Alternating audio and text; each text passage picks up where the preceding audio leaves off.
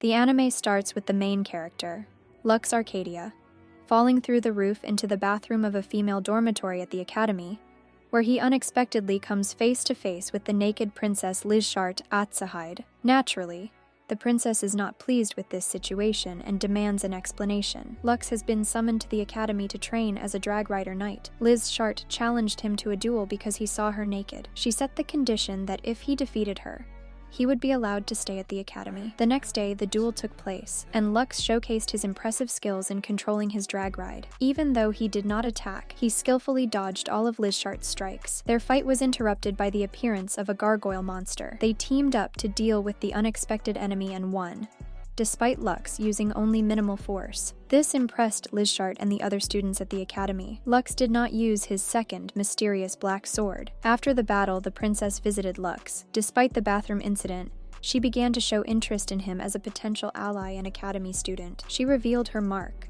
the symbol of the old empire, and asked him to keep it a secret. Lux promised to do so.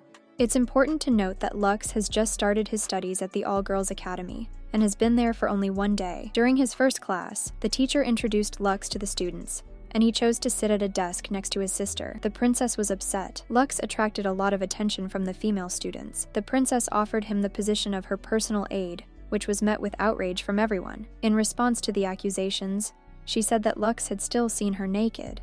The situation was interrupted by a girl with blue hair, who took Lux aside and asked him about the Black Hero, the drag rider who ended the old empire. She requested that he find this hero, as she had unfinished business with him. The princess invited Lux for a walk. Lizshart wanted to go to a restaurant but had forgotten her money. Lux quickly offered to treat her and showed her a beautiful spot on a tower with a stunning view of the academy. The princess shared her concern about the mark on her body, which had prevented her from becoming queen. She had kept this secret from everyone. Soon, the academy was sent on a mission, and Lux was not included in the squad, as he was not part of the order. The squad was attacked by enemies from the old empire, and one of their leaders turned out to be the one who had marked the princess's abdomen.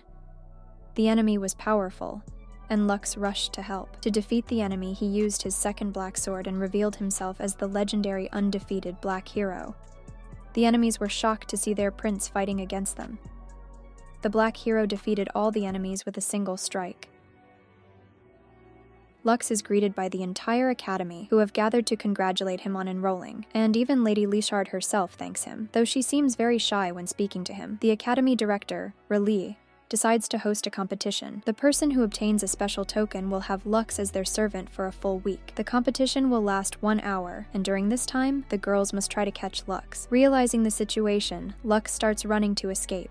Looking for a place to hide, Lux finds shelter in Lady Lizshart's workshop. She starts asking him questions about the Black Hero and the power of Bahamut, slowly drawing him into a trusting conversation. Then, suddenly, she grabs him with a mechanical arm. Lux asks her to let him go, promising to give her the token, and she agrees. As soon as the arm loosens its grip, he immediately runs away. Lux finds an empty room to hide in, but soon realizes he's in trouble. A group of girls walks in, and he understands he accidentally ran into the girls' changing room. Lux has no choice but to hide behind a locker and watch the girls as they change. While doing so, he overhears them talking about him, saying nice things. Just then, they need an instruction manual for their dragon mechs, which happens to be right where Lux is hiding. Krolsifer Einfolk, one of the girls, walks up to the lower shelf and notices him. She blushes but manages to hide her embarrassment and doesn't give away his hiding spot. When the other girls leave, the two of them are left alone. Krolsifer calmly tells Lux there's no need to hide, since the competition is over, and asks him to show her the token. Lux quickly agrees, but upon hearing the bell, he realizes he made a mistake. Krolsifer tricked him into showing her the token so that she could make him her servant for the week. Her first order is for him to be her boyfriend, and Lux is left in shock.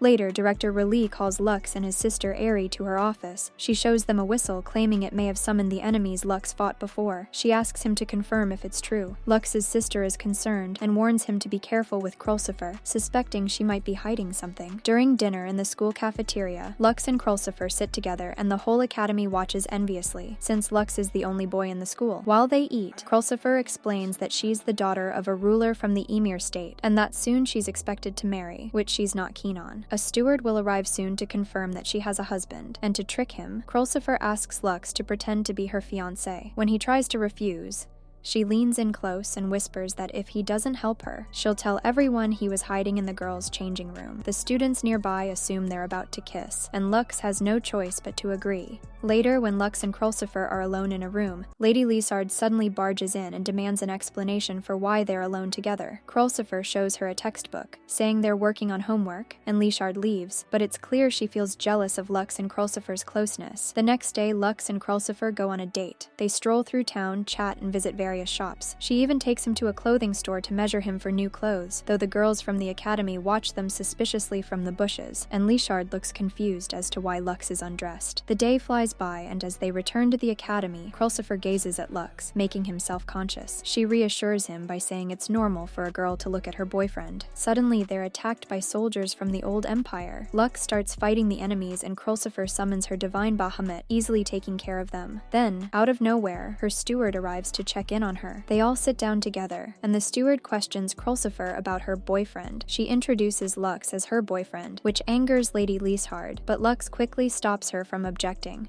Their conversation is interrupted by Balzeride Kreutzer, who kneels before Krulsifer, claiming to be her future husband. Krulsifer is outraged and insists she already has a boyfriend. Balzeride mocks Lux, calling him a lowlife unworthy of Krulsifer, and eventually challenges him to a duel. Krulsifer suggests a 2-on-2 battle, and Balzeride agrees. Lux accepts the challenge. The next morning, Krulsifer thanks Lux for accepting her duel. While walking through the academy, Lux encounters a student who asks him to follow her. Once inside a building, Lux sees his childhood friend, Philippi Aingram, and Lady Lisha dressed as maids. Lux is confused, and the student explains that they want to please him. Lady Lisha, blushing, tells Lux that he can do whatever he wants with her, even something improper. Lux is shocked and insists he would never do such a thing. Lady Lisha says that's what the student told her maids are for, and Lux glances at the student, who innocently starts whistling. Later, the academy director gathers everyone for an important expedition to explore the ruins. R'lyeh gives Lux a whistle, suggesting it might open the path to the ruins. Lux notices Krulsifer among the group, and, puzzled by her presence, catches up to ask why she's there. Krulsifer explains that she will be joining the expedition, even though, as a transferred student, she technically shouldn't be involved in the ruins research. However,